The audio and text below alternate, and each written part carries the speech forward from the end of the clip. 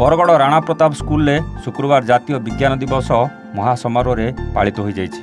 भारप्राप्त प्रधान शिक्षयित्री ज्योत्स्नामयी त्रिपाठी अध्यक्षतार अनुष्ठित यह कार्यक्रम को स्कूल परिचालना कमिटी अध्यक्षा पद्मिनी गड़तिया मुख्य अतिथि भाव जोगदे यह अवसर में अनुष्ठित विभिन्न प्रतियोगिता को उद्घाटन करथिले। सम्मानित अतिथि भाव अभिभावक संघर वरिष्ठ सदस्य सुदर्शन बारिक, राजकुमार बंचोर प्रमुख जोगदे विज्ञान दिवस पालनर यथार्थता उपरे आलोकपात करथिले।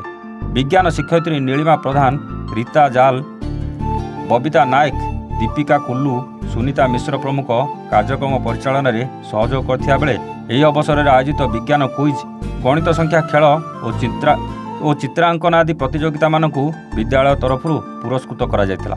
शिक्षयित्री ज्योति बेहरा धन्यवाद अर्पण करथिले। बरगड़रू विजय कुमार मिश्रଙ୍କ रिपोर्ट, एवान ओडिशा।